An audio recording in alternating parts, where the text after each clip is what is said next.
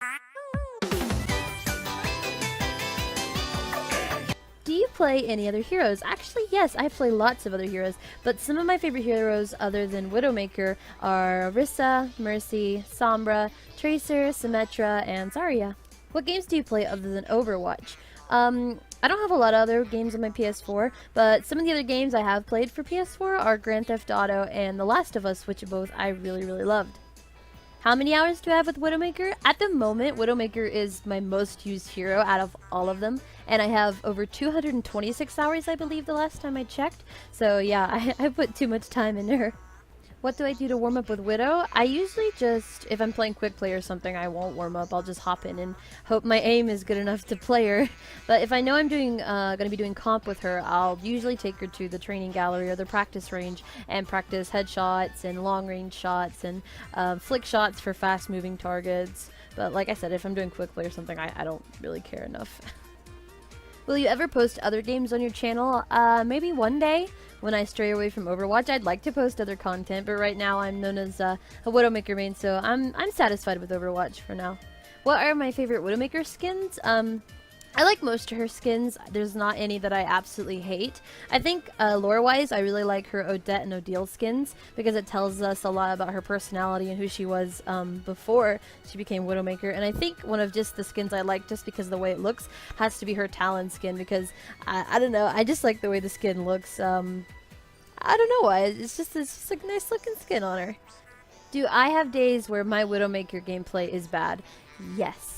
Some days I will get on and I can't aim. My brain is dead, so I just have to get off of her. That's usually what I have to do when I'm playing really bad Widowmaker. Sometimes I can snap myself out of it and be like, okay, you know, you need to get yourself together. You need to be lining up headshots better and stuff. Sometimes I can snap myself out of it, but usually when I'm playing really bad Widowmaker, I need to switch to something that's more helpful for the team composition. If I'm just having a rough day, I'm having a rough day. It happens to everybody. When's the face reveal?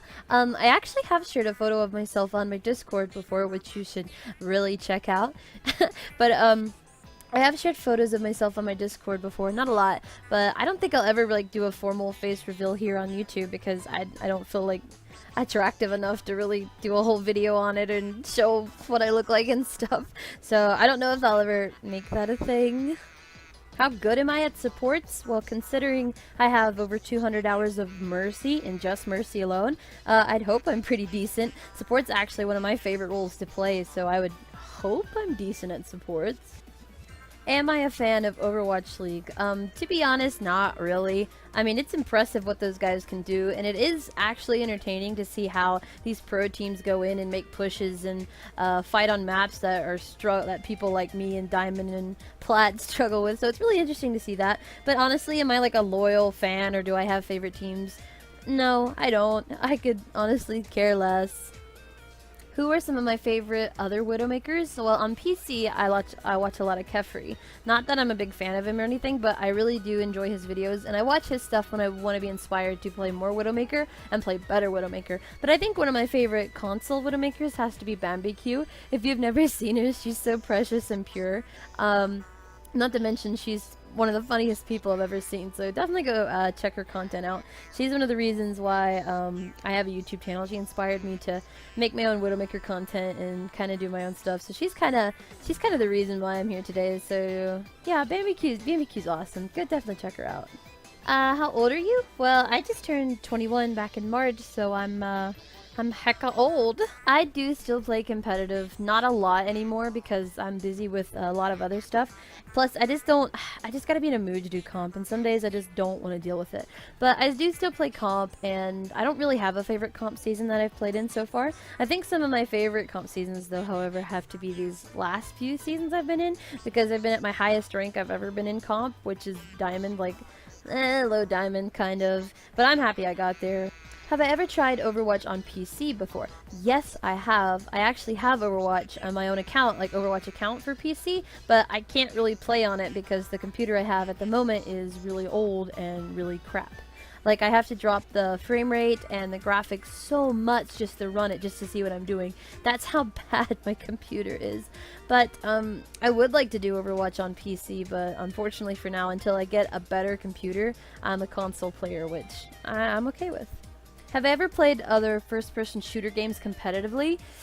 Not first-person shooters per se, but one of the first games I ever played on like live servers with other people had to be Splatoon. I played Splatoon competitively for a long time. That was the first game I ever reached 1,000 hours in, and I had like the second highest rank you can get in the game, I believe, which is like an S. That's like the first game I ever played competitively before I got into Overwatch. How did I become a Widowmaker main? Oh boy, the question everybody wants to know. I kind of always used Widowmaker since I got the game. Like, I actually have a photo on my phone that I took from where I just got the game and I booted up the training gallery and I was like, oh, look here, I've got this game. And I was sending it to a friend and I picked Widowmaker for the training gallery because I knew a little bit about Widowmaker. I knew her lore, I knew her story before I actually had the game. So I've always had a nick for her. But I can tell you the very moment I decided, yes, I want to be a Widowmaker main, I want to main this hero, I want to be great. And it happened, I believe it was either a 2-star or a 3-star bronze border. So I'd had the game for some time, and I'd played Widowmaker on and off, but not enough to really like say, oh yeah, this is someone I want to play a lot. But the very moment it happened was we were on attack on Numbani in quick play, and I don't even think we capped the first point.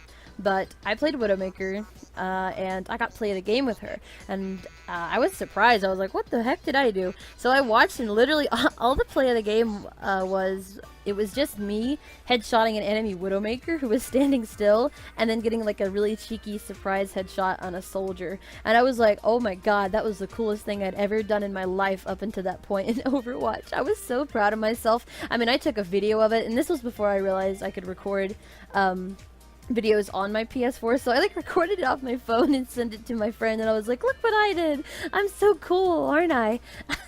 I was so proud of that and so happy that I was like, oh my god, I want to do that again, I want to play this hero again, she's so fun.